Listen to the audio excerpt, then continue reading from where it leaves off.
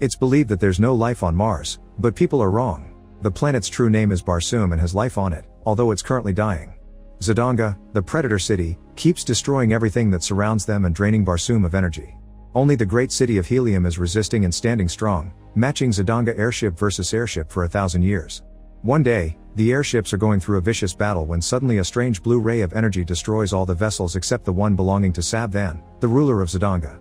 3 people known as Therns, led by Shang, approach Sabvan and give him a mysterious blue mesh gadget that allows him to shoot energy bolts, but when he tries to attack the Therns, he's blown back. The Therns explain they're representatives of the goddess, and she has chosen to support Sabvan in his war. Shang tells him to test his new powers and Sabvan immediately begins shooting energy bolts at all the enemy ships, easily winning the battle. Meanwhile on Earth in 1881, John walks the streets of New York while noticing there's a mysterious man following him, so he tries his best to sneak around and lose him. Then he stops at a shop to send a telegram, choosing Express because it's urgent. Sometime later, Ned gets the telegram from his uncle, asking him to rush and save him. After taking the train, Ned comes to John's house and meets with a lawyer, who explains John died unexpectedly and left everything to Ned. His body has been put inside a crypt that can only be opened from the inside. There's also an ancient diary that John has left under strict instructions that only John can read it. After the lawyer leaves, Ned begins reading the story that starts 13 years ago. After the Civil War in Arizona, John is a distinguished former Confederate Army captain searching for gold, although he hasn't found much yet. The local bartender has already cut him off for not paying his debt, and the tavern's patrons try to kick him out, but John immediately fights them and knocks them out before pointing his gun at the bartender. At that moment a bunch of soldiers come to arrest him, and John tries to resist, only to be knocked out and later woken up for an interrogation.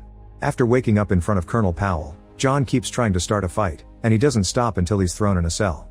Powell wants John to join them to battle the Apaches, but John has had enough and doesn't want to fight anymore. Powell answers by knocking him out again, and John spends a few hours dreaming of his dead family. When he wakes up, John pees in the cell to get the attention of the guard, knocking him out when he comes closer and stealing his keys. Then John escapes on Powell's horse.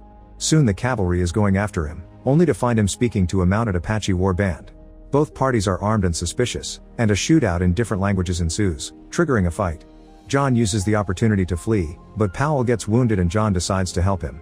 The duo flees into the canyon and discovers a little cave, and the Apaches that were chasing them come to a stop when they see a symbol on a rock above said cave, then they run away. Curious, John comes to look at the symbol and discovers the spider emblem that he's been seeing during his search for gold. Leaving Powell behind, John ventures deeper to explore and discovers a room with weird symbols and gold-lined walls. Suddenly a Thern appears behind him and attacks him, but after exchanging a few hits, John shoots him and notices the man has a glowing pendant in his hand.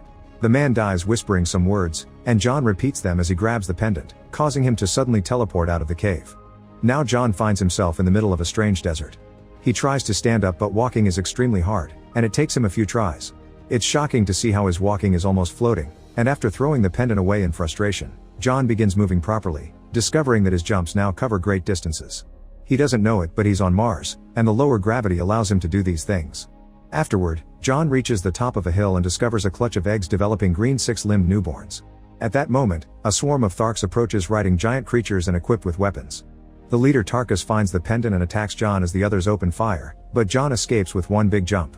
Impressed by such skills, Tarkus orders the shooting to stop and approaches John again, this time showing he comes in peace. They try to communicate, but the language barrier makes Tarkus think John's name is Virginia, his hometown. Tarkus wants to see the jump again, but John responds by trying to steal Tarkus' weapons. However, the Tharks quickly counterattack and capture him, taking him away to their tribe together with the babies. Meanwhile in Helium, Princess Dea is preparing a speech about her latest invention. She's suddenly interrupted by her father King Tardos and his council, who are discussing Zidanga's latest attacks made with some new glowing weapon. Dea cuts in and explains she's made a gadget that can harvest that blue light, which she calls Ninth Ray. She tries to demonstrate how it works. A council member touches it and secretly gives it a zap to break, making it look like Dea failed. Tardos sends his council away and informs Dea that the only way to stop the war is to marry Sabvan, which greatly upsets her. The king ignores her pleas and orders his people to start organizing the wedding while outside. The council member that broke the machine shows his real face. It's Thern, who is spying by using his shape-shifting powers. Back to John, he watches the Tharks in the city with fascination, especially when they start fighting over the babies. Tarkus orders them to let a girl called Sola have a hatchling for herself while Hajus tries to kill John, but Tarkus immediately pushes him away because he has nobody's support. Then Tarkus asks John to jump, but John still refuses to cooperate and is sent to a cave with the hatchlings, where he's chained up. Sola visits him and shares a special drink that makes John understand her language before passing out. John wakes up again in the middle of the night and is terrified to see Woola, a dog-like alien that quickly befriends him. Then John struggles with the chains and manages to get away, but Woola follows him. No matter how far John goes, Woola instantly reappears by his side in seconds. Desperate to find the pendant, John follows some noises and finds a Thark party that Woola interrupts. The Tharks begin hitting it, so John jumps into the fray to stop them, accidentally killing a Thark and proving his jump skill. The Tharks immediately knock him down, and when John shows an understanding of their language, everyone realizes Sola has been meddling.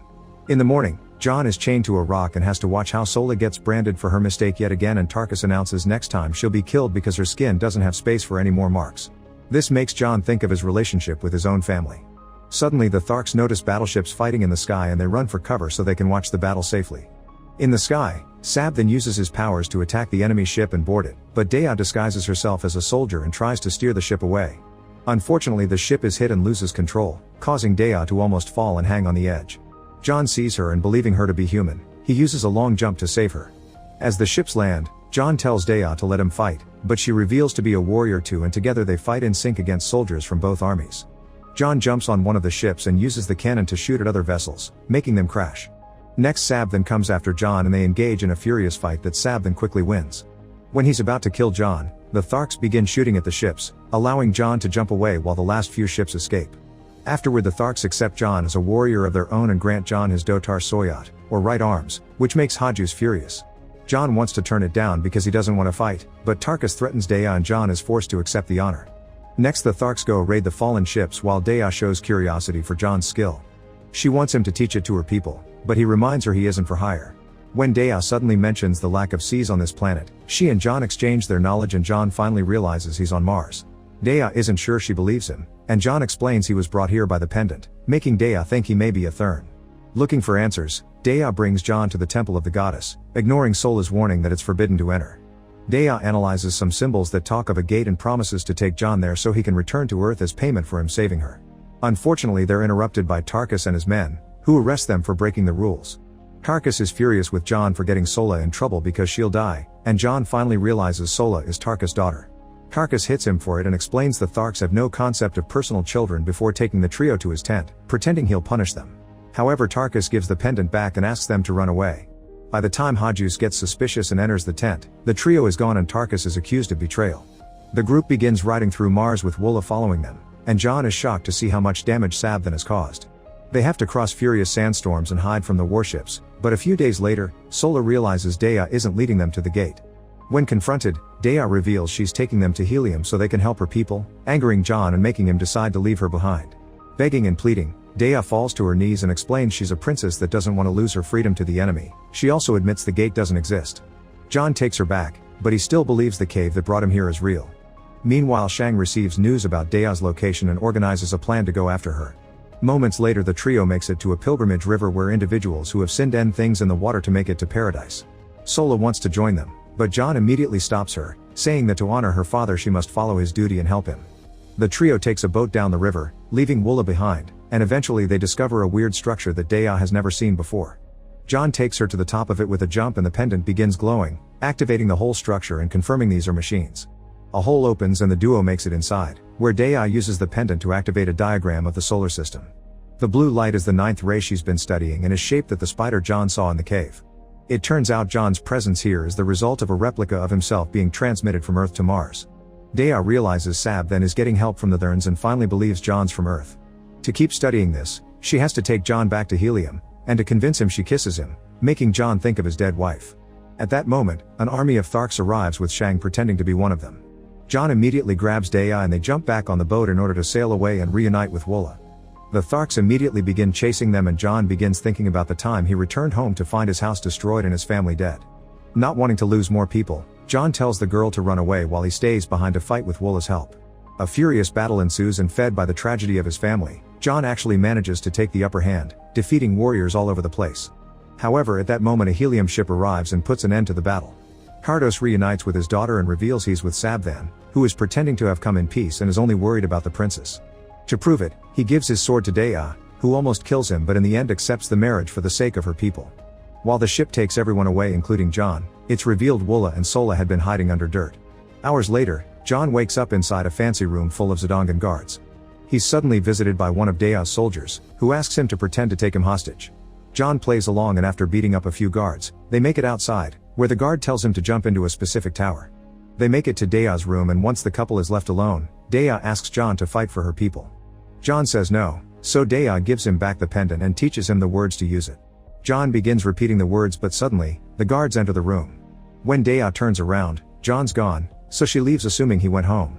However, John is hiding in the ceiling, and when he takes a corridor to escape, he's stopped by Shang in disguise. Shang takes John away in a carriage and reveals to know a lot about Earth before he takes a new disguise so they can go watch the wedding procession. It's revealed that Daya will die after the wedding is over. Then Shang explains there are ancient immortal creatures that exist on many planets including Earth, and they always control the course of history. Shang takes John to a hangar intending to fly him away, but at that moment Woola shows up and bites Shang, freeing John. After stealing back the pendant, John steals a light flyer and begins piloting it rather clumsily, almost crashing multiple times. There's a guard chasing after him, but when he leaves the city, Sola shoots the pursuer down and John lands by crashing on the sand. John can't save Daya alone, so he must fly back to the Tharks for help. Sola says her people don't fly, but John forces her to come back with him. When they arrive at the village, they're immediately arrested because Hajus is in charge now. When they're thrown in a cell, they discover Tarkus has been locked up as well. Tarkus is furious to hear Sola come back, but he doesn't have the strength to kill John because he lost a Colosseum battle. Moments later, John and Tarkus are thrown into the Colosseum and forced to battle two giant white apes. Sola can't stand watching a massacre and jumps in as well, running to her father's side. John can't jump away because he's chained, but after dodging various hits from the apes, he manages to free the chain and uses the rock at the end to kill one of the beasts. Then he picks a sword from the ground, and when the second ape jumps on him, John immediately kills it, earning the crowd's respect. Afterward, John challenges Hajus, who tries to say no, but the crowd reminds him of the rules. Hajus makes a jump to attack, but John swiftly cuts his head off. Everyone celebrates his victory, and when he offers a speech needing warriors to save the planet, the crowd is eager to follow him into battle. While the wedding ceremony begins, John guides the Tharks to Zodanga, only to find the city empty because the wedding is actually happening in helium. Tarkus slaps John for his mistake, pointing out they can't make it on time and that his people don't fly. Disappointed, John leaves alone on a light flyer. Moments later, John safely enters helium, thanks to the light flyer making him look like a local. Just as Daya is about to become Sabthan's wife, John bursts through the window and stops the wedding. Sabthan immediately sends a signal to call his army and escapes, dragging Daya with him. A fierce battle starts between Zodagans and Heliumites on the streets and inside the temple, while Daya hits Sabthan to make him drop her, so she gets saved by John. Then the couple joins the battle, and John goes hand to hand against Sabthan.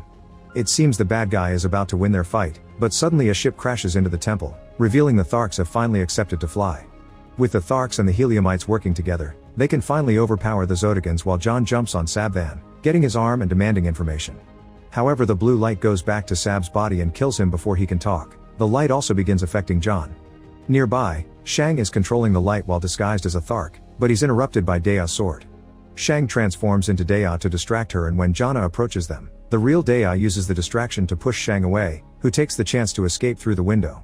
Tarkus finds the pendant on the ground, and when he picks it up, John tries to ask for it, but at that moment the real John shows up and he and Tarkus attack the transformed Shang, who immediately disappears. The battle comes to an end and everyone celebrates the newly found peace.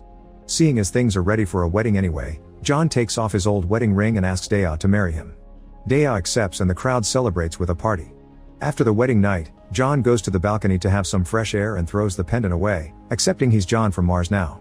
He suddenly comes across a guard that turns out to be Shang, who immediately touches John and sends him back to Earth. John wakes up in the cave and many years have passed. Powell is already dead. He tries using the words on the spider on the rock, but they don't work.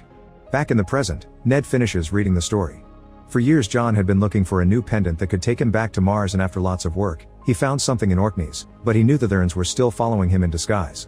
That's when he decides to make a plan. He pretended to be sick and using a special poison, he made his body look like it was dead so it would be taken to the crypt, leaving special instructions for only Ned to know the truth. Shocked and worried, Ned rushes to the crypt and uses the keywords on the telegram to open it again, only to find it empty. At that moment a Thern appears behind him, but before he can attack, he's killed with a shot. Then John comes out of hiding and explains he had been using Ned as bait to catch the Thern, but the rest of the plan is the same. He takes a pendant from the Thern and asks Ned to protect his body before he enters the crypt, sealing it for good. Then John says the words to finally return to Mars. Make sure to subscribe and turn on notifications so you can watch more videos like this. Thanks for watching.